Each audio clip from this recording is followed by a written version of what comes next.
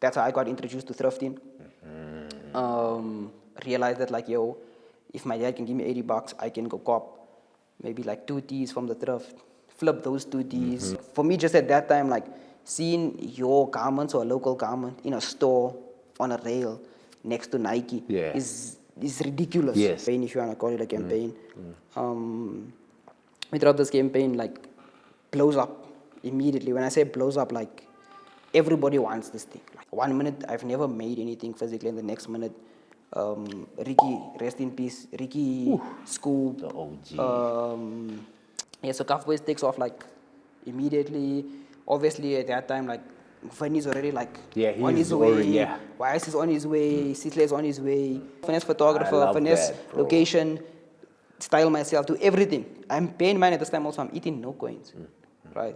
I just want to get work out, right? I get a job as a graphic designer at yeah, so again, even that job, I only took that job because like... And you're live on Dead Radio. Welcome to another very special episode of Dead Radio with your boy Ini, and once again, we have a very, very special guest in the building reporting live from the Dead Store. We're going to let our guest introduce himself, and then we're going to get into his life story. And you know how we do. Get those jewels for you guys to use in your everyday lives. So without further ado. Okay. Yes, yo, Fede, aware. My name is Riyaadh Ismail. I'm a stylist, menswear designer, clothing archivist, clothing collector, anything to do with clothing and with fashion, my hand is in somehow. Yeah, I'm just passionate about it in every form. Yeah. Shout out, bro. Yeah. How are you feeling right now in this second? Good, bro. Good. A bit tired. Like I mentioned to Zama, we just got a new dog yesterday. So just trying to integrate him into the space at home. I get you. Yeah, but dope, bro. I get you. Thank you so much for joining us, bro. Yeah. How I begin every Dead Radio is to predict the future, right? You have to go into the past. Yeah. And to know who you are today, you got to start your book from page 1. Okay.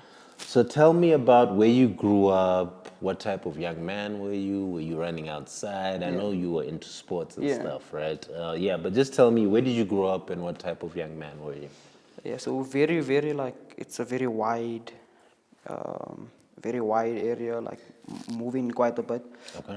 But if I had to narrow down, like early beginnings to Fita, so like now the politically correct term is Vredendorp.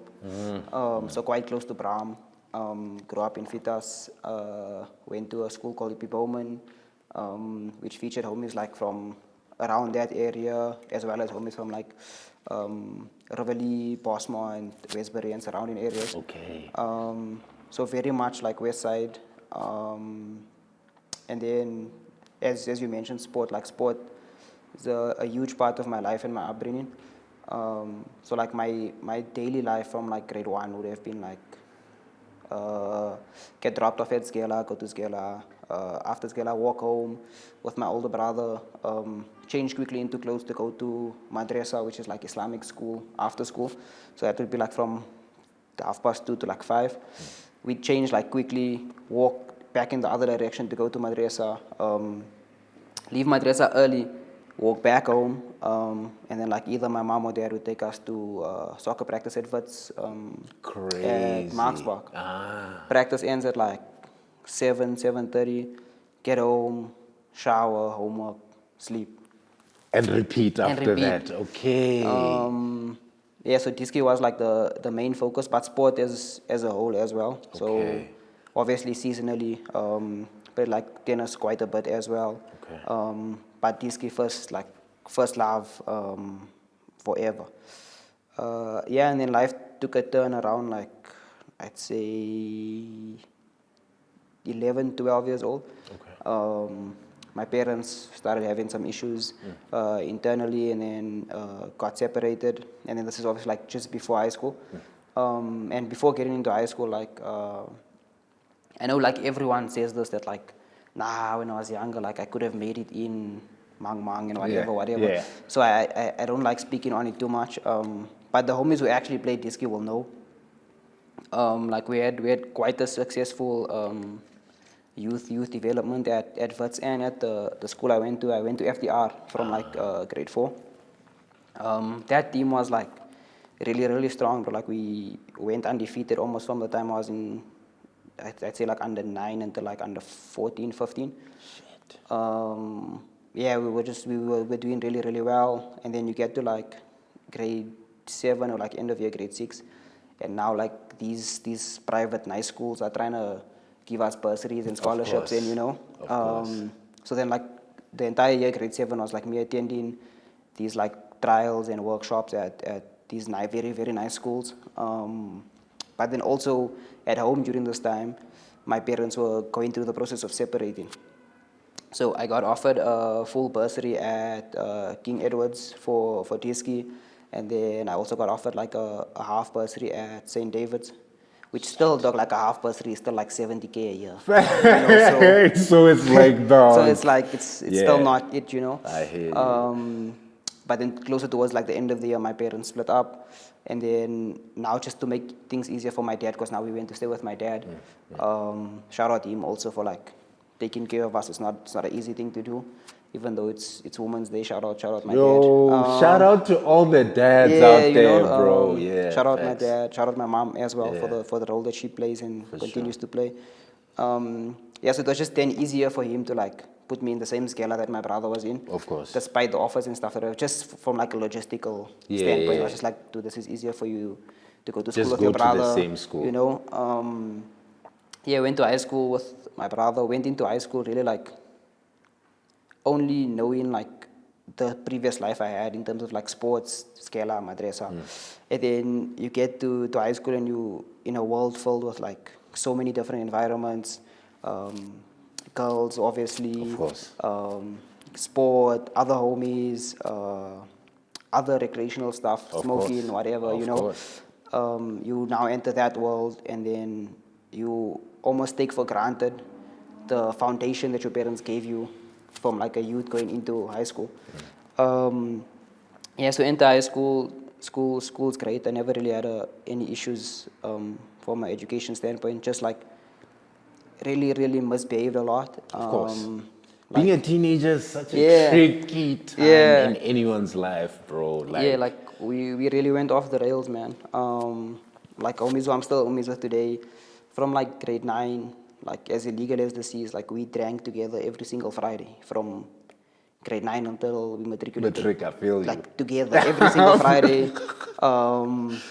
Yeah, but I've been sober for like 4 years now. Shout out. I love that. Yeah, but that we also got arrested like in grade 11 for drinking. Shit. Yeah. You guys were going that Yeah, hard. like it was like that. How was your dad? Was that causing problems for He you didn't at know. home? He didn't know. Okay. So like obviously, Okay. he did as much as he can, but there's also only so much that he can do. Of course. The period like from the time Skella ends to the time he gets home is a period like I can really pretty much do anything. No one's at home really. We would obviously catch on nonsense with girls, drink, start smoking, stuff like that. And then also during that time is when you now take for granted the skills and abilities you had younger. So like I didn't play Tiski that 1 year because my dad still couldn't figure out logistics of me going to practice and going to games. He didn't have time to fit that in. So I didn't play for that year, but immediately in my mind it was like I'm as arrogant as it sounds, like I'm too good to lose this thing. It's fine. I can sit out. I'll be fine. I'll be fine sitting out the 1 year. I can play like street ball. It's all right, you know. Sports doesn't work like yeah, that, it doesn't work like that. And then the following year, a lot of corruption, adverts. I think it's better now, just because they sold like they sold their licensing, and so hopefully it's a lot better now. Yeah, but my dad wasn't too happy with that because like if you know how the structure of it's worked at that time, there's the club at Marksbach, and then the club you pay from like under 4 until whenever, and then there's the academy, which obviously feeds into the PSL team, Yes, right? yes, So the academy was at Starrock Park, close to Braam, close to Fitas, yeah. So the academy would only start from like under 13. But you could immediately get fed in if you like, they can see you like 10, 11, they already almost get you ready to get moved to the to academy. get You into see, the academy. but there was so much corruption to a point where like they wanted me at the academy from like 11 years old. But the coach of the club was like, no, you can't take this brew. This brew needs to be. And my dad was like, dog, that's fair. That's helping your team, but that's doing nothing for him. You know, there's only so much you can do in that space. So left. I played at Pirates for a while, for about a year and a half. At the Clover factory, the stadium's like just behind, the training facility is just behind. Played there, but it was really difficult because now we had moved from like Fitas to closer to Skela, so like Roosevelt Park, closer to Cresta side. So I'd like take bus after Skela to like Mayfair and then walk down to Clover Park, practice, walk up, take bus back home. And also like again, there's only so much my father can do. I'm not the only child. Of course, you know? of course. So again, then he was like the following year, we need to find another way for you to, and then me again being arrogant, I was like, it's fine, I can sit out. Another year. Right. And then that's the year where like everything changed. This is like around 15, 16. We're like now fully invested in like just having a good time, Of course. catching on nonsense with Lifestyle. girls. I'm fully in like lifestyle, fully. The only disc I have is like disc at break, one pal, disc after scale. That's the only disc I have in my life at that point. And then you also, again, like this is as true as like other homies who have made it will tell you that like, bro, there's homies who, again, sounds very arrogant, but like couldn't get near us in terms of like, for example, your Highlands, your Tucks. We obviously played against all of these bros from like the same age. And we trashed them like throughout. And then now you're like 17, 18, and you haven't played for 3 years, and those bros are now playing MDC. Yeah. You know? Yeah. And it's like, yo. And you're live on Dead Radio.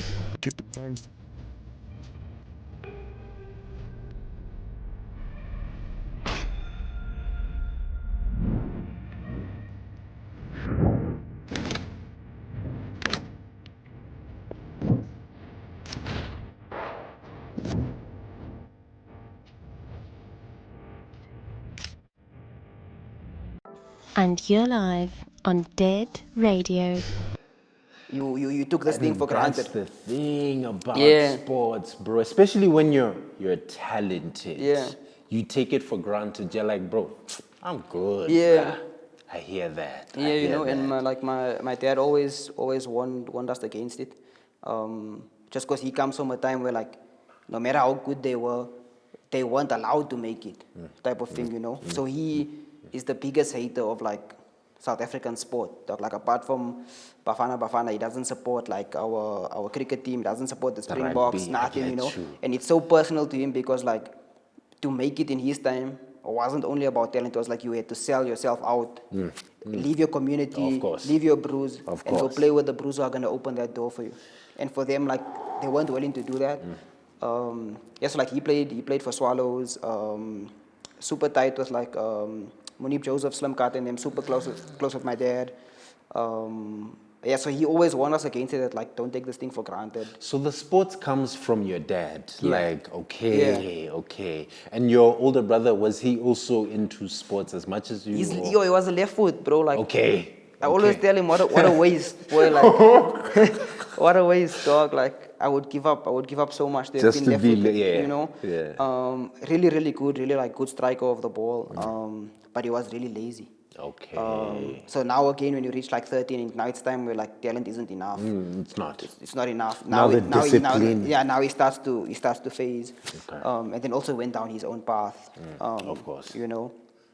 Dog, so just really took that for granted. But then around that same time, maybe like I'd say getting into high school, if you go like a bit back, getting into like grade 8, realizing what a big deal like service days are.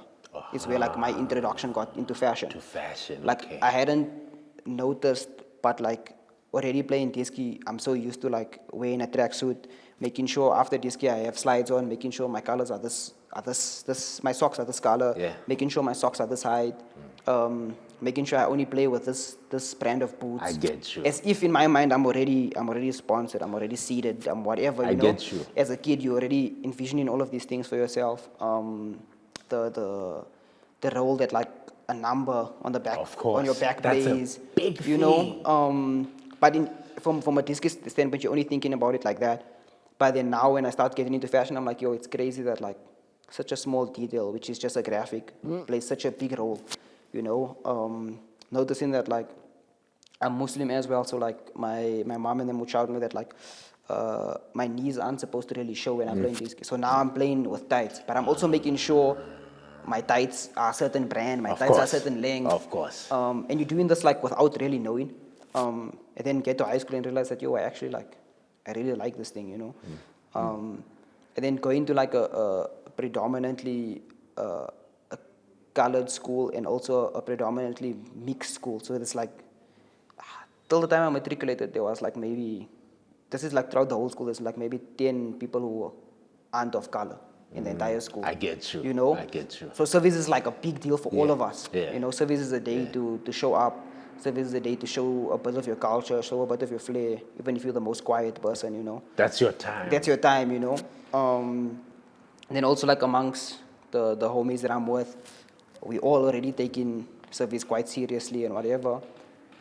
And then get to grade 9, now like Instagram starts coming out and all of these things, and all the shit that I want aren't accessible at that time in South Africa. Like you can't find it, you can't get it, you can't make it. There's nothing you can You do. have to buy it online. Yeah. So and then at that time also, my dad's like, yo, I can only afford to buy you a skipper that costs like $80.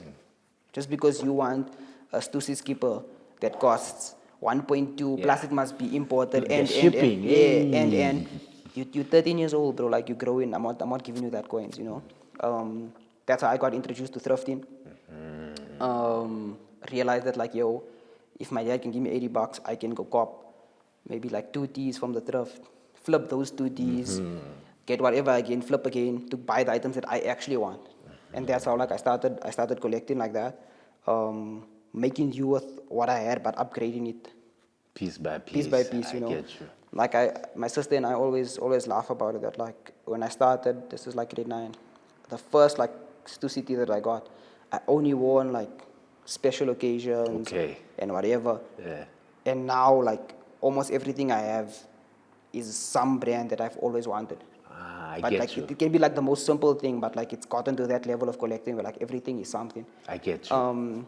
What was the first piece that you, was it a Stussy Was a t-shirt? Stussy tee, yeah, that like Okay. I collected with like my own cash, that I like I get you. hunted for, that I picked out of the thrift with my own hand. You know, no like, there was no Yaga, bro. There was no IG stores and whatever. Like Yeah, that didn't exist at that time. There was also no like, I wasn't fighting with any resellers as I'm going through the piles. Like, it's like my hand picking it out. You know, that feeling is amazing. Yeah, bro, like love that t-shirt so much. And then the collection just carries on building. You also build really great relationships with the homies who thrift. You don't know the bros, but you see bros walking all the time that just look dope. So that really introduced me to clothing. That's like grade 9, I'd say. And then What style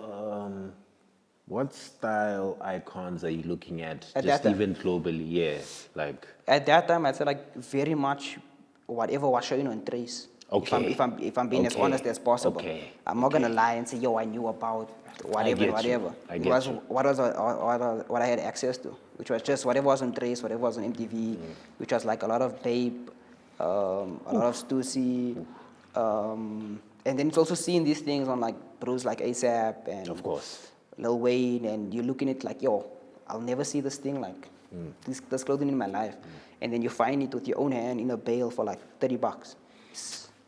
You know, it's another feeling. So many people don't actually know, because I love your journey even through the thrifting. Yeah. Like, the real pieces Yeah. are there. Yeah. You just have to know where to go and find them. Yeah, like dog, you can sit on Pinterest and whatever apps you want to sit on and screenshot references for years. Yeah.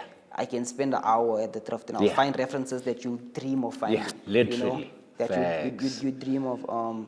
Yeah, bro, I love the thrift so much. I'm always like willing to bring whatever homies, even if it's a brother like I meet today. They're like, yo, dog, where do you get stuff? I'm like, dog, you can come with me. I go on these days and whatever. I don't mind. I'm not someone who's like, yo, get it. You're not gatekeeping. Yeah, like dog, for me, it's like, bro, if you gatekeeping, you're really afraid of like what someone else can do with what you have. I hear that. And I'm really not. For me, the more the merrier. If we can grow as a community, as a group of people, dog. I That's get great. that. Yeah, I get you know. that. Yeah, so thrift played a big part at that time. And then also because now at Gala at service there is obviously homies who come from coins. So Of course. they always gonna look fresh and whatever. But now because I'm coming with stuff that's vintage that they can't get, can't get you it. can't get it. Even them in their mind it's like, yo, this Bruce Wayne bootleg. I feel you. But it's not. It's you not. know? It's just it's from another yeah. era, my dog. Yeah, these I homies are like, hear nah, you. this Bruce Wayne bootleg or whatever. And then I also started like customizing shit at that point, like learning how to bleach denim and learning how to dye cotton and just in shit at home really. This is still like early. This is like grade 9, and then I'd say like grade 10. Get like really into sneakers and clothing. This is also like I'd say like 3 or 4 years before like the massive hype that blew up in SA. Because SA we were like late. We were super last minute with it. Yeah, really start getting into sneakers. I know that like the only time I'm gonna really have coins for sneakers is like on my birthday, where my dad's gonna tell me, okay, you get this amount for your birthday, what do you want? In January already, bro, like until my birthday's in September. From January until September, I'm scrolling what sneakers are coming out within that period. I get you. You know, I so get you. months before I have the bread for it, I already know what I want. What you want, exactly. You know, just get you. got into shoes like that. Started keeping shoes. When Shelf Life eventually came to Johannesburg, lost my mind. That like, yo, the store is finally here. You know. Okay. Would you line up for the raffle joints? Yeah, for the raffle joints, okay. But like the initial ones were so good, bro. Like the homies at Shelf Life will tell you that like the first one, it's like fair day there's 100 people, but like I'm competing with 99 other bros who same like me. They just want to wear the shoes, bro. You know, maybe 5 want to buy it and flip it, but it's not flipping it the way that like it's now, the way it was like a couple of years ago. You know. Yeah. So then like I do my best to, and I'm still young that time. I'm like 15, 16. I do my best to like try and get 2 pairs so that I could flip one, and then my one in my mind is free. I get you. You know? I get you. Because essentially I don't have the bread to cop that shoe. So the one shoe pays for the other. For the one. other, I and the get other you. one is the one I'm keeping. I get you know, that's like how my collection really started. What was the first sneaker that you got? Do you remember? There's so many, bro. Like the it's not like a hype shoe, but the first one that like I really love in primary school, I think I was in like grade 6. Okay. Was a Nike Free Run 2.0. Like full red colorway, and then after that it was like Nike Roches. The Roches had an They era. just brought the shoe back now. The Footscapes.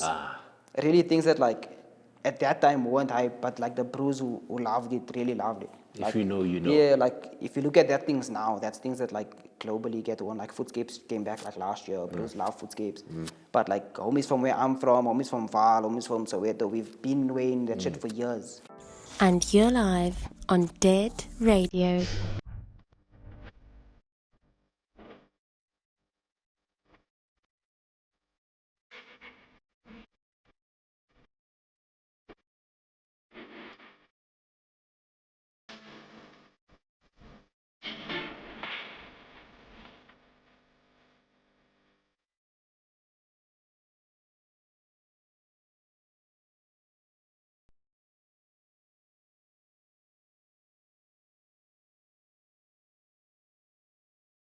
And you're live on Dead Radio. You know, bros who wear like the whole tracksuit mafia thing that erupted like in the UK like 4 or 5 years ago maybe. We've been dressing like that since we were young. I get you. Just because it's also the easiest way to dress. But Yeah, it's like a 2-piece and nice sneakers and yeah, done. nice. You're You good. know, if you have a haircut, also great. You know, bonus points. Facts. Yeah, that's how everything really started Built, unrolling. You okay. know. Then like maybe got a pair of OG 95s in like the neon colorway. That's like the first, maybe like good pair you'd say that I got. you got. Okay. Was that, and then I had bread 4s also. I had cement 3s. When I was younger, like really young, like grade 4, for Eid, I had a pair of cement Jordan 3s. But I didn't know that. Like, of course not. Yeah, As I didn't a kid. know. Yeah, that like it's cement Jordan 3s. It was just like Jordans, and I lost my school shoes at soccer practice. So then for the rest of the year, that was the only black shoes that I had. I wore that pair of shoes to school. I get you. Like my school photo from that year, I have some on. entries on, you know. That's crazy. Which looking at that now, that's crazy. Bro. You can't Photoshop that thing. It's there. You can't AI yeah, that. like Yeah. it's there, you know. Yeah, so Hectic. even like if I like look back now, there's so many like small moments that like maybe at the time meant nothing, but if I look back at it now, like they all played some role, which I think is really really beautiful. I get that. Yeah, dog. So took Disky for granted. Also took like my education for granted. Like this is maybe something only like really close homies of mine will know, and obviously my parents. I learned things really really quickly. Okay.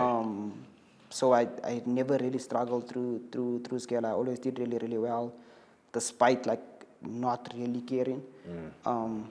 And at that time, you feel like, yo, this is so cool, bro. I don't have to. I can bunk and whatever, and I'm still gonna. And you're still gonna be I'm still gonna be good. nice, you know. Like teachers used to hate it, bro. They used to be like, dog, if you can just focus. You know, Apply yourself. Yeah, and in my mind, it's like, Whatever, bro. I don't need this thing, you know. Get to like grade 11, decided like, I want to pursue a career in fashion. Speak to my dad. Also, like, if you now look at like the transition from high school to varsity and from primary school to high school. Primary school, my mom is here, like, on my shoulder advising me. Of course. You know. But my dad's less emotionally involved in our lives, you know, because he also comes from a time where, like, a man is a man. Go figure it out. Yeah, go figure it out, you know. He's not ways here like, yo, what do you want to do? What's your passion? That's not, no. Hey, passion. Yeah, that's Your not. fathers hate that's that not, word. That's not a word in our house, you know. So I speak to him. I'm like, yo, I want to pursue a career in fashion. He's just like, yeah, apply, whatever. Fair, I apply at like UJ, get accepted at UJ.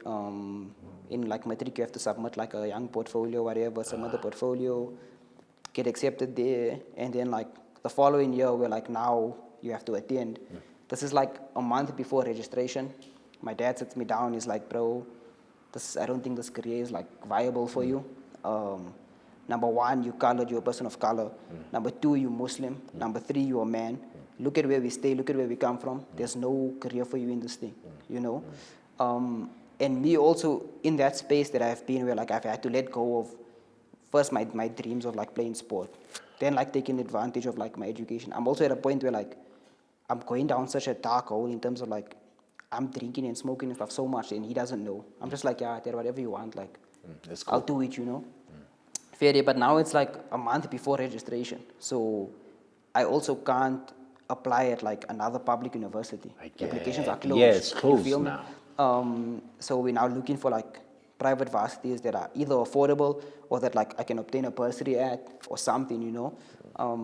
I end up going to MGI. I don't know what MGI is called now, but like it's in Midrand. Yeah, but like that's the only place that like were willing to give me a bursary and were willing to take me on. But now also Midrand is like far, bro. Yeah. So the bursary also includes like stipend and shit for me to attend and stay on res and whatever.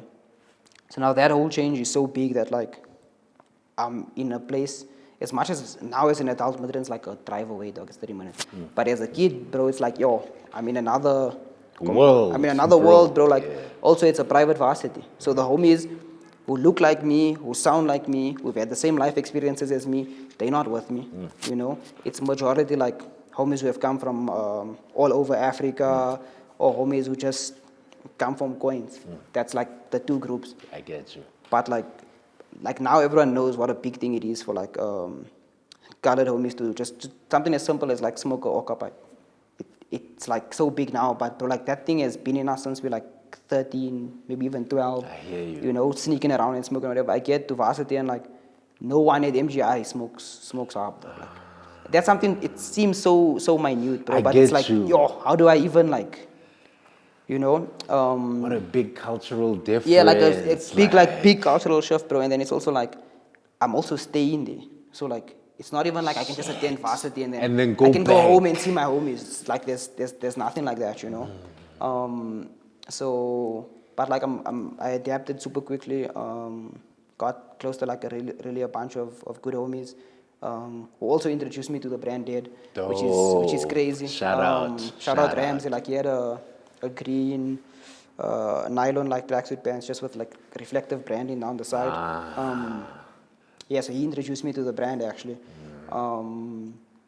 Crazy. That's like first year of varsity, 2018, 2019. Dope. Okay. Yeah, so okay, gave away my age also, but yeah. Don't worry about it. Yeah, so that's first year varsity.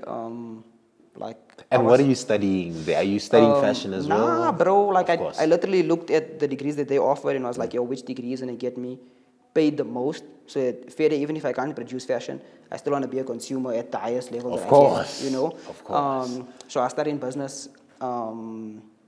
Again, like, bro, super toxic environment, bro. Like, me and the homies. Okay, the homies still like attended class because they were still like studying things they wanted to study. But dog, like I bunked, and my dad knows this now, but obviously at the time he didn't know. I bunked like the entire year, bro. I'd only go to write exams. If I wasn't ready, I'd come up with some bullshit Excuse, so I yeah. can defer. I get you.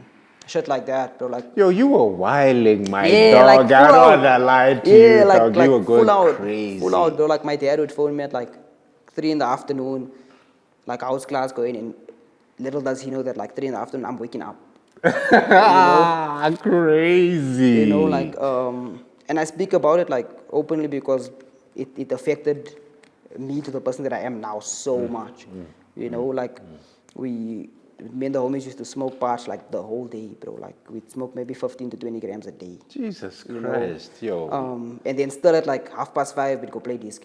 Aha. And then go to training for disc also. Okay. So soccer was still. It was still there. Here. It was always there, but it wasn't like at a formal level. You know, like till now, it's still there. It's still a big part of my life. I love that. I love that. Yeah, I'm also just like to try to stay in touch with it as much as I can. Yeah, so varsity was wild, bro. Like, I passed first year, but like when I'd go write exams, it was like the first time Bruce was seeing me. I guess not like, bro, who's this Yeah, guy like now? who's this bro? Yeah. Literally just like was with girls and just smoking and I you know get cashing on shit. And then things really changed for me in my second year because even through that first year, I'm still like on the side. I'm pursuing fashion in terms of like I'm still flipping shit. I'm still thrifting. That's the only area of fashion that I have in my first year. Okay. Right. Still collecting whatever. Second year, some random tender brew builds like another race close to MGI. But now this race is for like any varsity students in Madrid, not only for MGI, right? And we had so much problems on race in terms of like hot water and random race bullshit, bro. You know. So immediately I'm like, yo, Tara, I wanna go stay at this place, this brew. Fair day is washing coins, but like it's making it nice. At least. Yeah, it's making it nice, you know. Yeah. So I pushed to go stay there. I end up going to stay there. I meet a homie, Simpiwe, who was studying architecture. Still homies with him till now. So this homie, the way that we were in the first year, he joined us and participated in our bullshit. But now at like 2 a.m. when all of us are like zooted out of our minds, ready to like fall asleep with our laptop on our chest and crumbs everywhere. Of course. This brew still goes to his room and works. Like he still goes and like refines his craft, you know. Which like for the first month I'm like just listening to him say it and we make fun of him about it and whatever. Of course. And then the second month this homie comes to me and is like, bro, you're not attending class. Why don't you like try to do something on your own while you sit in here, you know? And that like really clicked something for me. So in my second year, as opposed to like just bunking pointlessly, I taught myself the most formal level of fashion I could within that year, obviously through whatever platforms I could. And that really shifted like so much for me. Okay. Again, because I've never struggled like to pick up anything. Information, Yeah, so I like get you. I picked up, and the more I picked up, the more I wanted. And then it sparked like this hunger in me to really know as much as possible. I'm also someone who like I hate not knowing how to do something. I get you. So every time I'd learn something, I was like, yo, let me try this. Yo, let me. So I bunked like with a purpose, really, in my second year. And then towards the end of the year, because of now the way that I was living and the path I was going down, I woke up like one of the mornings about to write an exam, and like I couldn't breathe. I was dizzy. Like Hey, I didn't lifestyle. know. Yeah, like I didn't know what was going on. And in my mind at that time, I'm like, yo, it's the life I've been living. It's hitting, catching up you now. know? And then it gave me like such a shock that like, yo, I'm a Muslim bro. Like growing up young, my mother made sure I went to madrasa and like made sure I went to mosque. And yeah, like from my high school life, like I've completely almost forgot my religion. I get you know? I get you. And then it put such a fear in me that like, yo, because now feeling all of those feelings, I'm like, yo, I'm gonna die. Yo. And as dramatic as it sounds, that's what it feels like, you know. I felt like, yo, I'm gonna die. How can I die like in this state, you know? Started turning back like to religion. Really, really like just praying that like, yo, if you can make me good, like, you know, I'll leave everything. I'll leave that Yeah, lifestyle if you can just, behind. you know, like 3 a.m. in the morning, throwing up in the toilet, like, Yeah. yo, dog, if you can make me nice, you know, I'll never. I think everyone's gone through Yeah, that. I'll never do it again, you know. Yeah. I really like that, bro. And then, the way life works, God grants you the chance. You immediately still you go back. And then it was like up and down like that for a couple of months throughout like December to January. And then like January, my health like really, really deteriorated. Where like that feeling I was getting was there every day. And again at this time, bro, like no one's speaking about like mental health. And me explaining to my timer, was like, no, bro, like go take a grandpa. Yeah, take bro, a you'll be Panado. sharp. Yeah, you'll be fine, you know. Dog, like he sent me to see like a normal GP doctor like 10 times. Every single time this doctor's like, just take your son to see a neurologist, like something's not okay. He's in denial. Eventually I go, I get diagnosed with like chronic anxiety. So like I need anxiety medication because of the way I was living. Like all the trauma that I went through, like from the time my parents got divorced, throughout Scala, giving up dreams, all of those things that I suppressed, that I never ever spoke about. Now like it was too much. So now just to be able to like focus and function, I needed to be on medication. So I go on medication, and then I go back to varsity now for like third year. Third year is my final year. COVID hits. Dog, the blessing, like such a blessing in disguise for me, like personally. Even like a crazy story about Dad. Dad had their first pop-up with Archive in Bram. 2 months before COVID hit. And me and the homies attended that, and attending that opened my eyes to like, yo, Dad is a local brand in like a store. You know, never mind everything else, but like, yo, they're in a store. You know, their clothing is on a rail, boy.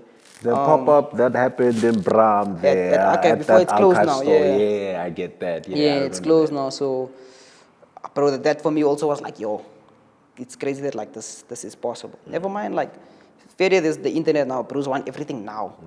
Like, for me, just at that time, like, seeing your garments or a local garment in a store on a rail next to Nike is ridiculous in my mind. Because it puts them on the same level, Yeah. right? Also, just seeing that, like, this is possible, you know? That, like, really, really clicked for me. Another homie that I met in varsity, also, Luvo, he had a brand called Cuff Boys Club at the time. Yeah, Cuff Boys, yes. Yeah, I know so Cuff Boys. he had a brand called Cuff Boys Club. And then throughout my second year when I was experimenting, and I was really recycling and upcycling garments, and he was like, yo, bro, this is dope. Let's do something together. So I designed a collection with him under Cuff Boys Club. That was like a corduroy 2-piece. This is 2020, yeah. So, fucking dope. Yeah, this is like 2020. Okay. This is the first thing that like I've designed from scratch, that we've made from scratch. Bro, when I tell you like I didn't understand pattern making, nothing. Like I drew a shitty ass sketch on like a small ass notepad, took it to a random tailor. That bro cooked. That bro cooked. Fair, it's my idea, but that bro cooked. But you understood your taste. Yeah. Which is the most important like thing about fashion. Like right? I think that's the only thing at that point that I had going for me was taste. Taste, I get you. Which again might sound arrogant, but it worked, bro. Like taste is everything, bro. Yeah, like it's everything. That was the first thing that like it clicked. We made that thing. Me and him looked at it like, yo, this is crazy. This is like a month now before lockdown hits, right? So now like, what is just praying that like, yo, there's this fucking disease, wherever, whatever. It's coming. All of us are like, it's not, it's not coming, whatever. Another homie of ours, Sihle, his IG is The World Was Never Ready, photographer. Yeah, the photographer, yeah. So all the homies from that point now are like, we on these platforms, which is ridiculous. I get you. I get you. Yeah, so shout out Sihle. Sihle shot the collection for us. We dropped it the day before the lockdown hit. Because it also wasn't like, yo, guys, lockdown, you're going to be on curfew from next week. It was like tomorrow. No.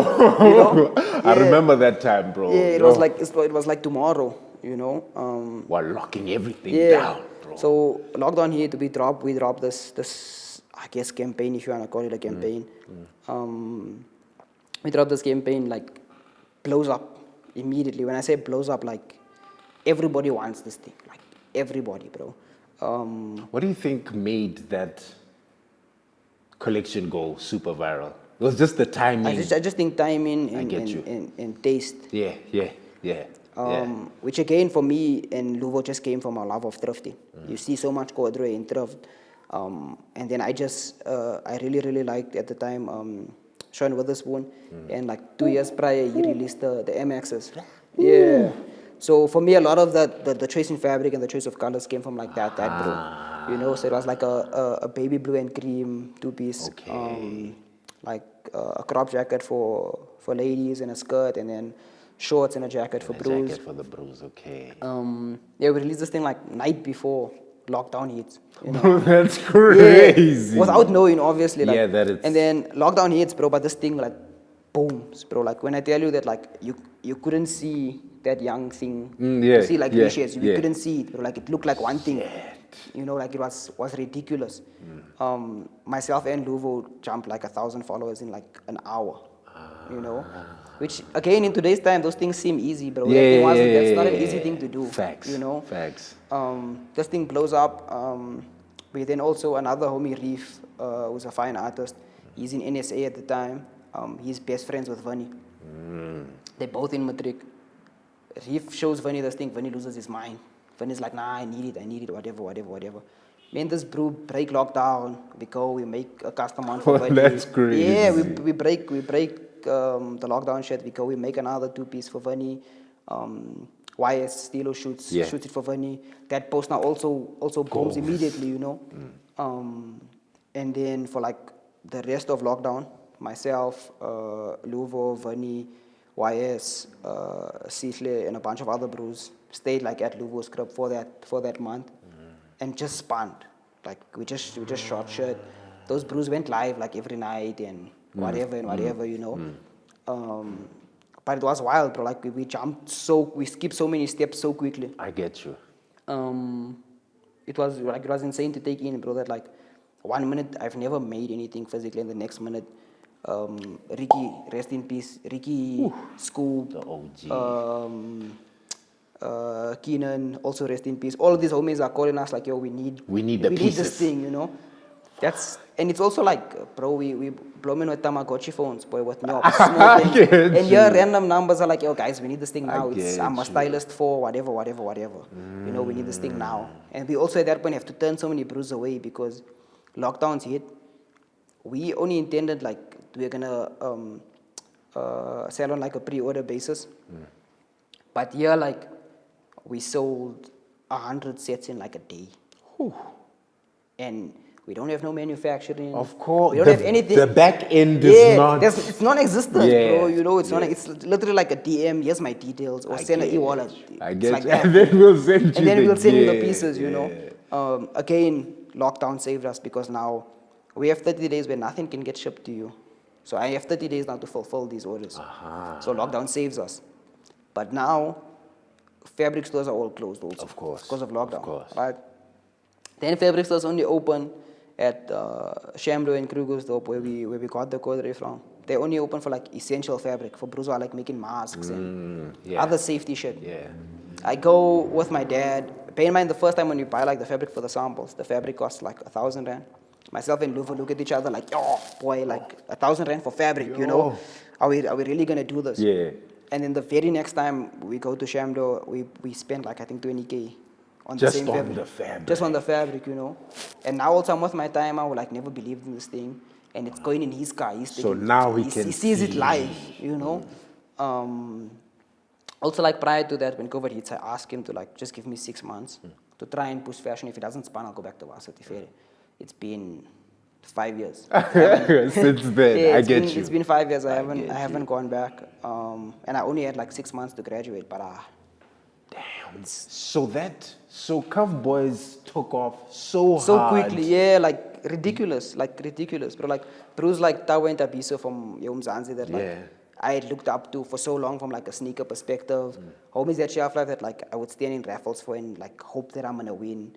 Bruce calling me and this bro every day like, yo guys, we need to span. Don't you guys want to do this? Don't you guys want to do that? And we just going with the momentum. We're just like, yeah, let's do it. I met Scoop also at that time. Sat down with Scoop. Till today, like really close with Scoop. Really great bro. I don't have to say too much about him. Yeah, hey, he's a legend. Yeah, like I legend. don't have to say too much. Again, also like I'd like to mention that like being a person of color that isn't black, we don't know enough about local heroes, and we don't know enough about crews outside of sport to do a lot for our country and for our community. You're right. And this is me from personal experience, because while this moment is happening, and whoever is phoning, my bros around me are losing their mind. But in my mind, I'm like, yo, I don't even carve. Like, I don't even know who this brew I don't is. even carve who this is, you know, because I'm you. only exposed to my immediate community, you know. So, like, I'd encourage people to really take some pride in your country further than your community. You know, there's a lot of people who have done a lot for us that we don't even know. I love that. Yeah, it's like really important. Like, I'm not ashamed to admit that like I didn't know. I get you. You know, I get you. I really only knew like your big ones. You know? The AKAs. Yeah, your AKAs. That's the only pros we knew. I You get know, you. we don't really know NTSK players. That's Yeah, it. yeah. If you weren't a sportsman or you weren't like AKA, I won't lie. Where I'm from, we didn't really carve you. I get you. You know, I get so you. now I also had to go learn about all of these things, and in learning about all of these things, I'm getting more and more hungry for more knowledge, because I'm looking at, yo, these bros have done insane things, you know, insane things. Yeah, so Cuff Boys takes off like immediately. Obviously, at that time, like, Fanny's already like on his way. Yeah. YS is on his way. Sitle is on his way. But from that moment, like, it really moved super quickly. And then when lockdown ends, like from my perspective, it was like we got too caught up in like the hype of the success of it. So I stepped away, because also from my end it was like, bro, I'm grateful that like you gave me the opportunity to create with you, and we created and you did so well. But like, this is not the path that I want to go down. I'm not trying to only be like a streetwear designer and be so reactionary and like, as much of as I've only spent like a year and a half researching, I know more or less where I want to go. And I know there's so much more that I need to learn and I need to understand before I go down that route. And if I also get distracted by this hype doesn't last, bro. Like, It doesn't. yeah, like, this is not me taking a dig at my homies from Cuff Boys Club, but like, Cuff Boys Club is not around now. I actually wanted to speak to you about that, because so many young brand owners, designers, they're just focused on that moment. That moment you guys had in COVID of, yo, if I can put out a t-shirt and pants that go viral, that's it. But you don't build a legacy off of that. You don't build a legacy Like, off of hype, bro. Like, damn. yeah, so... And you saw that before. And again, it's like very tough decision to make Of also, course, bro, of because like, course. now my bros are like going out and chilling with Ricky, and in my mind I'm like, yo guys, this is nice, né? But like, this is not gonna, boy, Ricky's not gonna wanna blow with us in a year if like the brand is dead, because they just there initially to be like, yo, this bro is from here, let me see what he's doing, and then they get gatewayed into other things. You know, which for me, like, I take so much pride in that. So stepped away from that. Released like a few other capsules on my own that like always did really well. But like, as I'm going along, I'm learning more about myself, about the industry, and how all of these things really work together. I'm also adapting to like, I need to get used to being the only colored brew in the room at all times. I need to be willing to accept that, and I also need to be willing like to be comfortable in that space. I get that. You know, I get that. because again, from the get-go, for us growing up, it's like, boy, either you go to Skela, high school, varsity, you get a job, you get married, that's your route. That's your route number one. Streetwear, yeah. Otherwise, you play sport, you make it in sport, and that's the dream. Apart from those two, there's nothing else for you in this world. Yeah. That's like, from my generation, that's what we've grown up learning, you know. There's nothing else for you in this world besides those two routes. So to go against the grain and break that, and like to be at a point now where I make a living off of something that I love. I feel you, bro. I might not be the wealthiest, like I could have easily done another degree and made more coins, dog, but I'm so happy and I have so much fulfillment in that, like, yo, dog, I make money off of clothing, bro, like in every way. I get you. You know? I get you. I get you. Something I knew nothing about, something that no one taught me, something that no one held my hand through, something that like my work, my hunger and my praise has taken me to. There's no more. I can't say much more than that, but like there's no more pride than that for me. I get that. And I love how in your story, the moment when you went back to religion, right? That grounded you. Yeah. And then that started That's opening also why, yeah. so many things. And it's tricky speaking on religion because people belong in different religious denominations, but I do find there is a real reason for young people to find their spirituality, bro. Like, because it opens things for you, bro. Yeah. I love that. Yeah, I mean, the person I am now, that's like, religion is my number one priority. And I don't shy away from it. I'm not afraid to mention it. Bro, like I've passed, obviously now we skip in years, but like I'm now a stylist that's working so often. I've said no to gigs that don't fall within a category of like my religion. Like I've turned away a lot of coins, bro, from like alcohol companies. I get a lot. you. And fair, the coins will be nice, bro, but like how do I feel knowing that, like, yo, bro, I'm not an uneducated Muslim person. I know this thing is wrong, bro.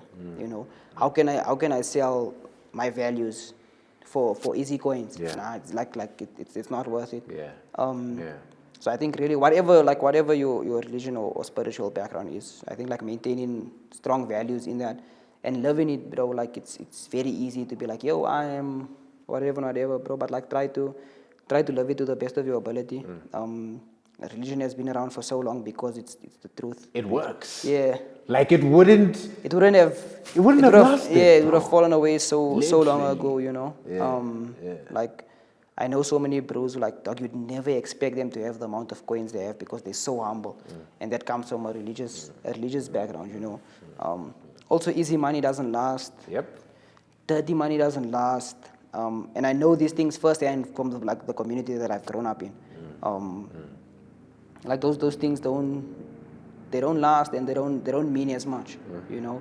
I'd rather make a clipper from a good place, bro. And that clipper means so much more than making 100,000, you know. We're fair, like to other bros, the coins means the most, bro. But like, it's not gonna be there forever. Coins don't last forever. Exactly, like bro. There are things more valuable than money in the world. And that's why, like, for me, religion is like a really big thing, bro. Like, it's a really big thing. How did you get into styling? Like, how does that even the craziest thing, bro, this is where, like, my background of, like, being raised in the street through playing disc outside and smoking oka pipe on the corner with homies and chilling with girls. You adapt the mindset as a colored person to, like, get it how you can. Get it. You see bros who like are doing shit with gangs, who are selling shit, who are stealing shit, who are doing all of these things. And this isn't only amongst colors, this is in every race. Of course. Like your circumstances will obviously push you to do things that you wouldn't want to do. Of course. Like you around these things and it puts this hunger and drive in you that like I need to make it by any means. By any means. You know, get it really how you can. So another homie of mine, Shala the Unicorn, the director. Oh, dope. Yeah, shout out to Shala. Yeah, so from a design perspective, everything was doing really, really well. And then randomly also, Shala just phones me. She was like, yo, I like what you do, dog. Do you style also? Me, when this like street mentality that I have, I'm gonna say yes regardless, and I'll learn. Yeah, we'll figure it out Yeah, on the like way. I'll figure it out. Also, like I think my like apart from everything else, I think my biggest weapon is that like I believe I can do anything. Like no one will take that away from me. I think if you give me enough time and an opportunity, I can do anything. Yeah, so Shala phoned me. She's like, "Yo, do you style?" I'm like, "Yeah." She's like, "What do you charge?" I'm like, "Whatever you wanna pay, it's fine, dog. I'm grateful for the opportunity, you know." Only to come find that like my first styling gig is with AKA. Bro, My first, like number one, dog. you know. And that's what, before, that's in 2023 or Nah, this is 2022. like the same year as COVID. This is like Oh, 2021. okay. AKA record with Costa Teach. What's the song? Galagat. Yeah, the video's like at a car wash. Yeah. That's the one. That was my first gig. Okay. Yeah, so I think it's 2021. No, it's actually not in Galagata. It's the other one. It's that joint project. Yeah. I don't remember what Yeah. the song is, but I know exactly what you're talking Yeah, about. so like from that project, like just really just finessed it, bro. Learned everything as I went. Talk to me about meeting Super Yeah. Mega. Like, Yeah, what a ridiculous. legend. Yeah, bro. ridiculous, bro. Again, also like I know I've brought in like race a lot, bro, but like as a colored person to meet the colored who's made it outside of sport is a big thing, bro. I get you. You know? I get and you. then also he carries himself like dog, I'm a star. You know. Was ridiculous. Like the first gig I had with him wasn't the easiest, just navigating his personality Of course. how we can work together. Also because I was also learning on the job, and I'm not trying to expose that. To No one needs to know that, yo. And I'm not trying to expose it to an industry relation who Of would course. see it from the Because jump. that will close all your doors. Yeah, He'll you be know. like, what? Yeah, dog. Like get I really believe in like you only need one opportunity, Yeah. and then you nail that opportunity, and then word of mouth will take you, and then you just carry on making sure that like you punish work as hard as you can with every Yeah. opportunity you get. You know. So like that gig goes really well, bro. Like super well. At the same time, like director of that video and other homies I once said, are like asking for our details for future projects and whatever based on obviously the work that they seen. I'm like, yeah, I do it, whatever. Here's my number, here's my email, whatever. Gigs just started coming slowly, like maybe every second month, every third month. Okay. For styling. People are hitting you But it's up. also like, again, the same way with design, I skipped so many steps because things hit off immediately. Same with styling, dog. Like, and I'm grateful that it went this way, but like I also wouldn't have minded working my way up because I skipped learning. I get which you. is not also the nicest thing to do. I get you. You know, I get you. I value the education that I now have, which like I skipped initially. Yeah, so again, skip that. Like instead of working as someone's third assistant, I've skipped and I'm a HOD on an AKA yeah. music video. You know, Yeah. which is wild, bro. Like, and again, no one back home in my immediate community. None of us understand how any of this thing works, bro. course, Like, of course. none of this has been explained to You anyone. don't have a point of reference. Like nothing. Apart from point of reference, I don't even have anyone to look up to and be like, yo, this bro did it. There's no one. In sports, yeah, I have a lot, you know. But from a creative standpoint, and I might also be like overlooking someone that I don't know, and I apologize if I am. But like at that time, there's no one that I have to look up to and be like, yo, this bro did it, I can do it. I get you. Know? you. I don't have that. It's really me just going with how everything goes. After that point, Shala phones us like a month later for costume design for Pearl Tusi for Halloween, right? Again, I've never done costume design. I'm like, yeah, bro, I But can yeah, do it. trust yeah. me. I'm like, yeah, I'm not sab, dog. Like, Yeah. I can sort this thing out in a day. It's not an issue for me. I get you. Know? Like my girl and my homies will tell you how hard we worked in there one day to get that thing right. You know, get that thing right, smash that thing. Now we attend this event with Pearl, and now all the other homies who are there are also like, yo, you look dope, dog, who did this? Whatever. The fit, yeah. Word of mouth carries on going. The following year is what, 2020, I think it's 2022, the following year. I get a job as a graphic designer at Yeah. so again, even that job, I only took that job because like I wanted first-hand access to the best brands and best garments in the world. In the world, which yeah. obviously they retail. They retail your Balenciaga, your Margiela, your They're all all there. of they're all there. You know, yeah. all the 6-digit things are there. Yeah. You know. Yeah. So I really just wanted first-hand access to that because from a financial standpoint, the thrift is always still today. The thrift pays for all my fixed costs. Okay. Like as much as people can look at me like, yo, this Bruce probably eating at no, dog. Me every Saturday morning before the sun is up, I'm You're in Jersey. still there. The homie, yeah, every Saturday Collecting. morning, dog, before the sun is up. Dope. I'm in Jersey, I'm on North. Till Dope. now, for like the past 10 years. That's crazy. You know, for me, that's my bread and butter. That's the basics. Yeah, that's my bread and butter. I get That's you. also like my source of inspiration for everything. You know. Yeah, so I get a job at grateful for the spawn. Also got the spawn through Zaid Osman from Grade. So met him like the year before. Even with him, the year before he eats me up like, are you able to like produce a shoot for me for something? Again, me, I'm like, yeah. Even if you haven't done it Finesse before, I everything, get you. finesse models, finesse I photographer, love finesse that, bro. location, style myself, do everything. I'm paying money at this time also, I'm eating no coins, right? I just want to get work out, right? I also don't understand how coins in this industry works at that time. Yeah. For me, to span a day and get 1,000 rand is a lot of money. I get you. But in their mind, it's like, yo, this bro only wants, so yeah, use him. That's South Africa, bro. You have to learn the hard way. Yeah, so this the had a collab with Grade, and then they had lost their graphic designer. So then that homie asks Zaid, doesn't he know anyone? Zaid asks me if I'm keen. Again, word of mouth. Like word of mouth gets me in the door there. I worked there for 9 months. I hated it. Like, Shit. yo, Why was the day-to-day was boring or? No, I wouldn't say the day-to-day was the problem, bro. Like I'm not afraid to say it. Like if you guys bleep the company name out, it's fine. But like those bros exploited like the shit out of me. Okay. You know, like I was employed to do graphics, but I was also doing web maintenance. I was also styling shoots for them. I was also shooting shoots for them. I was producing shit for them. I was using the network that I have built to bring in for them. You know, without any remuneration for it. Those bros also own like more than one store, so they own other stores. So because they owned other stores, it was expected of me to do that same span for all of their businesses. Again, without any remuneration.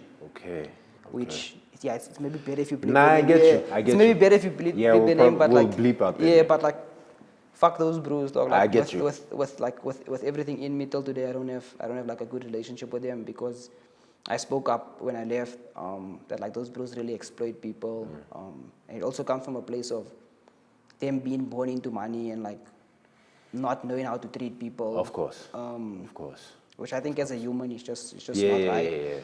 Yeah. That's my problem with money. Yeah. Because it makes people become that. Yeah. Where I'm like, because of a piece of paper. Yeah. It's like, bruh, I get you. Yeah, I think also a big part of why like I didn't respect them was that like from a face value standpoint, these people are also Muslim, but they're way more religious than I am. Because I come from the hood. I'm a colored Muslim. I'm also learning, not as I go, but like I'm doing the best I can, bro. Whereas to them they've had foundation of everything. It's generational for them. You know, they've had to understand everything. So you like against certain things that like go against your values, but like exploiting someone is okay. Come on. You know, exploiting your customer is okay. You can't have it both ways, bro. We're literally talking about that. I won't rehash the conversation we're having, but like, yeah, the most religious people then become like the most evil people. Yeah, and then at face value, you still want to maintain like your. Of course. You know, which for me is like bullshit, bro. Me, the way I am is what you're gonna get. What you see is what you're gonna get. What I say, I'm speaking from inside, bro. Like I'm not. Nothing is rehearsed. If I offend you, I'm sorry, but like I'm gonna speak the truth. Yeah, so didn't fuck with that. Also at that time, bear in mind the styling is also like paying for me to fund designing. Okay. That's the only reason I got into styling. I was like, yo, this is easy coins for me to fund. The thrift is paying for my transi, rent, I going out get with my you. shorty. That's what the thrift is paying for. The basics. The basics. My fixed cost, the thrift is sorting out. Oh shit, there's money in styling. Styling can pay for my designs. Now it's like 6 months into styling. I'm like, yo, I actually really like this thing. Styling is dope. I Okay. enjoy like being able to push someone out of their comfort zone, and then they look in the mirror and they're like, yo, this is beautiful. Yeah. Whereas like with their own hand, they would have never picked out those pieces. You know, there's a lot of fulfillment out of that. So now I fall in love with that part also, but still using the coins to fund designs. Now it's like I think maybe June or July, and Bubblegum Club, who again at that point I had never heard of, because again my community is we're not exposed to it. Like, and anyone who's in those spaces, please try to expose it to a wider audience. Because there's bros who have dreams who are probably way better than I am and way better than a lot of people, but they just don't know. Yeah, you know. Yeah, which is tough, but like our country is only like 30 years old. That's true. You That's know. true. So that's why people like you are very important, bro. Yeah, so like I really hope that like from both sides also, dog, it's like them wanting to reach us more and us wanting to learn more. It works both ways. Yeah. It works both ways, bro. Even my homies, if I tell them that like, yo, I styled whoever, and this person is a big artist, bro, like locally and internationally, but my bros don't know who this person is. So it doesn't matter to them. It doesn't It's just matter to like them. Yeah. It's It's just like, yo, another you're job. making money. That's it. That's it, You yeah. know, well, your span is now, you don't work hard. Yeah. That's what they hear, you know. But for me, it's like, yo, bro, there's people who have done so much for our country who we don't know. So like, just try to reach out to us more also. And we must try to listen more. But obviously things have changed, bro. Like it's now 2025. That's like 2021, 2022. There's more access now. So improvements have been made a lot. There's like young cats who always ask me for advice and whatever. And I'm like, bro, I'm also learning. Like in real time. in real time, you know. I'm just fortunate enough that like I'm making it work financially, that like I don't have to go back to varsity. You know, that's real 5 shit. years ago. Yeah, that's real shit. Like you can see me on IG wearing Comme des Garçons that you've never seen in your life, bro. But I'm selling something from my archive that I thrifted 10 years ago that I would have never sold because I'm sure to pay for my car for this month. You know, that's real things that like you don't know about. Yeah. So anyway, June. Even this, it's a day before this applications close. So Bubblegum Club collab with Daily Paper for a competition across Africa for a young designer to then intern in Amsterdam. Right? I see this competition a day before it closes, bro. Crazy. Immediately, bro, like I'm sitting at Al Capone. Even this, I don't have an office, bro. Like I'm sitting in the storeroom. Of course, in the back But like there. the storeroom is like this big, boy. You know, the if I lay back. like this, I can sleep and my head is against the wall, my back's against the other wall. Get you.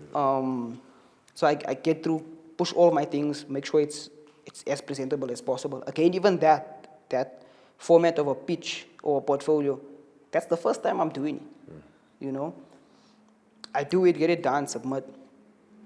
The next day they announce like the top. I think it was the top 20 initially. I can't remember. It might have been top 10 or top 20, right? But it's across Africa. They announce I'm in the top 10. Like I can't believe it. You know. Immediately run to like the prayer facility that's like in the mall. Pray, just show gratitude. Don't forget that like I wouldn't have even seen that thing had it not been for God. You know. Maybe I would have been shy to apply had God not given me the courage. Simple things like that, bro. Like just pray and then carry on going through each phase. And then also, as I'm going through each phase, I'm going to look at the other 9 people I'm competing with. I'm like, yo, this person does amazing things. I've never seen this person, though. Yeah, but this person's so dope. A lot of those people have also gone on to do really good things, which, like, it's really, really dope to see. Anyway, that thing gets shortened to, like, via voting system, it gets shortened to the top 5. The voting system, I didn't doubt that I'd get through because I have enough bros to sort it out. Community, I get you. The community is big enough and strong enough to sort that shit out. Like they'll take care of it. Get through that phase. Next phase is like a interview with like the homies from Bubblegum Club and Daily Paper, and them just asking us some stuff.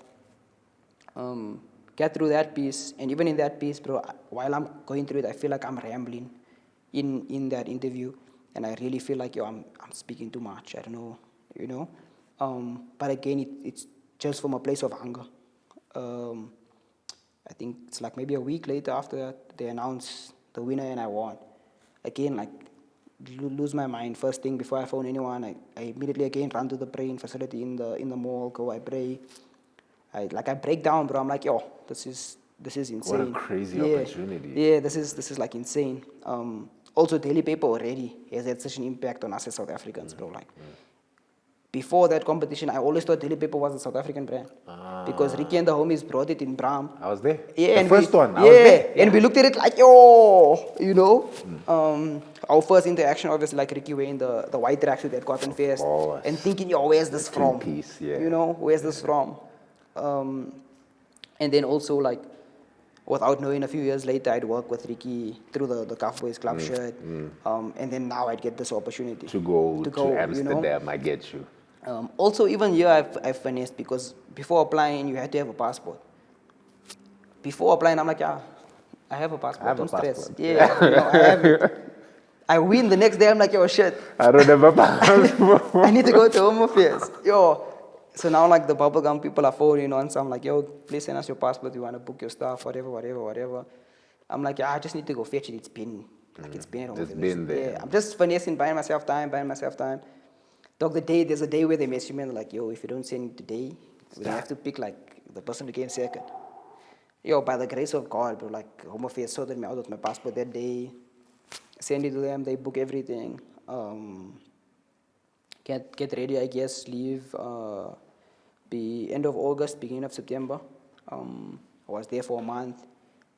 Life-changing. Dope. Like, life-changing, bro. Realizing that, like, I've taught myself everything. I have no formal anything. Of course. Nothing. Never mind education. I don't have a mentor. I don't have anything, bro. I've put myself in this position. Well, God has put me in this position. I'm not credible for any of it. I'm on a plane. I'm sitting in a Qatar aeroplane, bro. Ooh. You know, like, till today, I stay in Bosman, bro. Like, I hear gunshots and shit every night. But I'm on a plane going to Europe for free. And I'm not going to play a sport. For clothes. And I'm not going to play a sport, bro. Like, that already to me as a colored person is insane. You know? Arrive, whatever. Beautiful. Really, really beautiful. Opened my eyes, like, so much. The following day, like, I start spanning a daily paper, introduce myself, whatever. Their team at the time was, like, incredibly small, bro. Like, menswear is like 2 brews. Women's wear is 2 brews. And then there's other section for, like, the crazier pieces, which is like 1 brew. So for a brand that's that big, the team is incredibly small from a design standpoint. But obviously there's other departments. Of course. But now I'm sitting next to these brews and I'm spanning with them. This is 2022. We're working on SS24. So shit that I worked on with them in 2022 only came out last year at the end of the year. That's crazy. You know? So even me looking at that on the first day, I'm like, yo, as a country, boy, we're behind. Yeah. Obviously, I can't speak for the best that we have. I'm sure they at that level or beyond.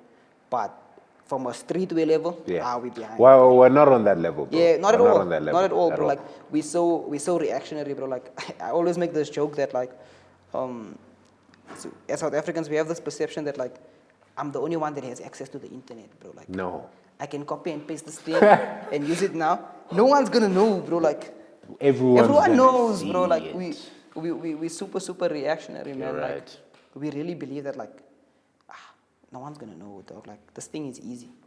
If you're in clothing, if you're in arts for the coins, or just because you can get fame out of it, bro, like, it's not gonna work. It's gonna work against you. People are gonna find out that, oh, actually, you have no substance. Yeah, bro. like, there's You nothing. just copy from people. Yeah, you know. So me arriving there first day and they working 3 years in advance. I'm like, yo, I thought working like 6 months in advance is good. We're so behind. And then realizing that also, with them working so far ahead, that, like, if something comes out similar to theirs to the before designs, that point, that thing gets cancelled. Of Whether course. it's gone through production Of course. into 100,000 We can't units, put it out. it's cancelled immediately, you know. Which again, I'm looking at, I'm like, yo, We don't have coins to do that. Like up until that point, everything that I've produced and shot was It the has first to go sample. out. I didn't Yeah. even have bread like to make 2 samples. I've get done you. 1 sample. I get you. You know? I get you. I've really just done everything like on the go, on the go, on the go. But like the biggest eye opener for me was that like I'm now sitting next to Bruce who like have been to best fashion schools in the world. Bro Marvin, who's head of menswear, who was working at I can't remember this brand. He was working at another, but anyways, Supreme wanted this brew, Timberland wanted this brew, He's one Nike of wanted those, this brew, okay. you know. And here am I working next to this brew, and I'm working at the same level, if not better than these brews. And for me, that opened my eyes in another way. That like, bro, I've taught myself everything. And here's these brews who've had teachers that I would have dreamed of having. And they crying about the shit that I can do. That's really That just shows like, yo, how far you've come, how much work you've put in Yeah. yourself. Amazing, bro. Yeah, like at that point also I realized like I phoned my girl and I'm speaking to my girl and I'm like, yo, as much as like there's obviously times where I would have wished to have gone like to fashion school or to have had a mentor and all of these nice things on the book. I'm so grateful that like I learned everything through hunger, bro. Like if I have to choose one word, it's just through hunger. Through me wanting to learn, I learned everything. No one gave me anything. There was no one was busy showing you tutorials of how to do things, bro. Like I learned everything On the job. on the job, in the real street, time. walking, bro. The places that you need to produce clothing in Johannesburg, you can't find on Google. Yeah. Like At all. maybe now it's easier because there's TikTok and some random bro that's not afraid of Josie. will But show you have to walk the But you have to streets walk and shake You have people's to, hands. You have to physically put in the work. You have to put on comfortable techies and walk, bro. You have to find shit in the dodgiest places, in the dirtiest places. You need to find it, and if you're not built for it, you can't do it. Whereas like maybe now it's different, but that hunger, I didn't even realize at that point that I was capable of working at that level. I get 'Cause you. Me now subconsciously flying to Amsterdam, I'm like, yo, I'm gonna get there. These people are gonna realize I'm a scam, dog. Like, Imposter syndrome. yeah, like, yo, these people are gonna Crazy. realize that, like, yo, this bro finessed everything.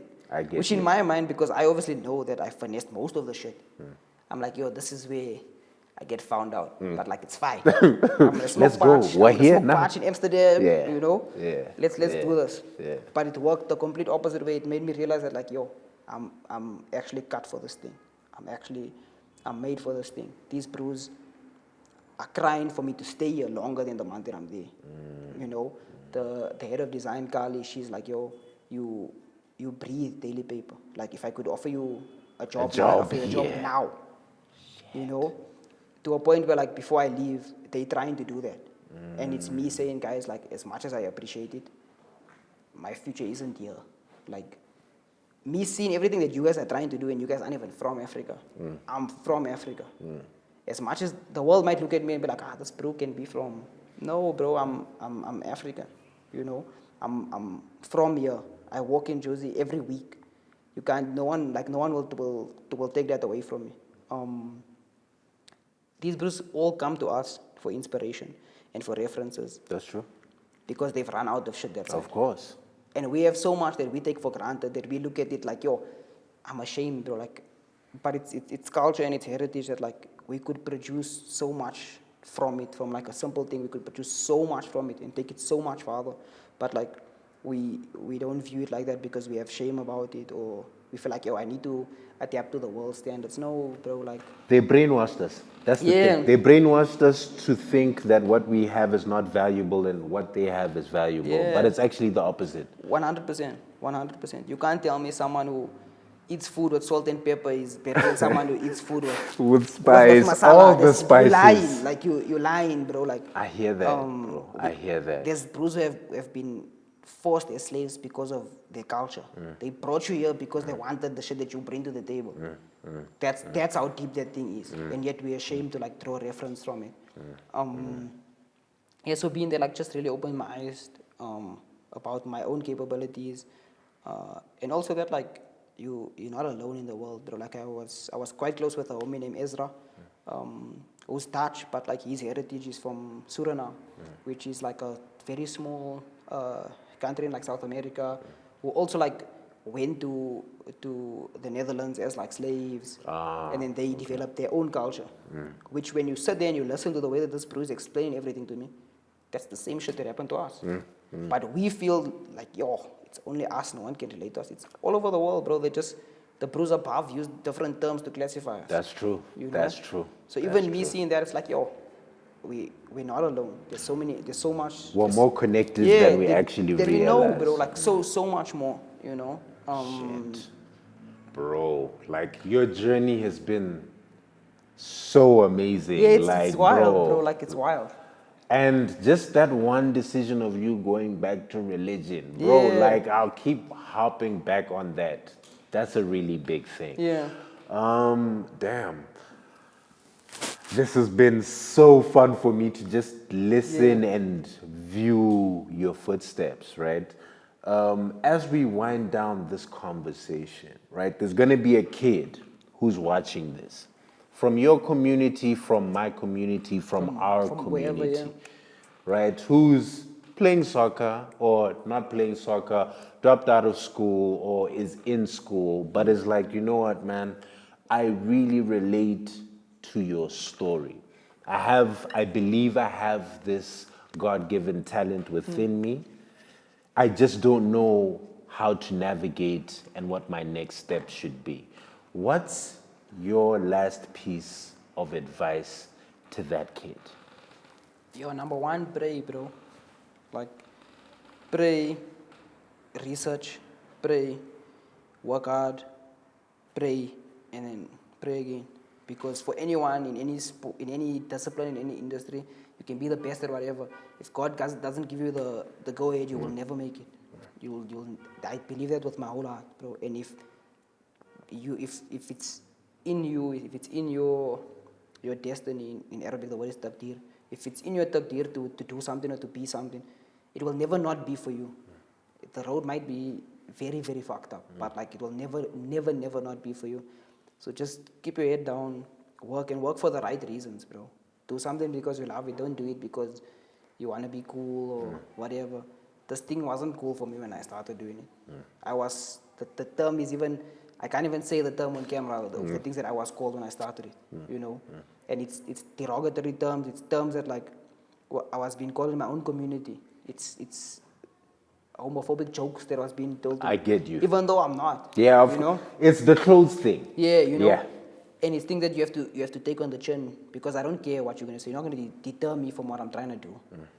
And now those same bros are crying for me to give them free shit. Of course. Because now I'm getting seeded from brands that you're paying full price for. And you as a color, you don't even know what that term means. Yeah, I don't even know what seating. You like, don't even know what that term what do you means. mean? You know, I didn't even know what that term meant, you know. For me, it's like, yo, I'm getting something for free. That's wild. Yeah, so just that whole step, bro. Like, whatever you want to do, love what you're going to do. Pray about it. Regardless what, like, religious background you're from, pray about it. Yeah, that would be like, yeah. Shout out, My bro. dog, Yeah, this has been amazing, man. Yeah. Shout out to you, bro. yeah, thank you, bro. Thanks for having me. Please don't forget to like, comment, subscribe, and we'll be back with another episode of Dead Radio from your boy Ini. And you're live on Dead Radio.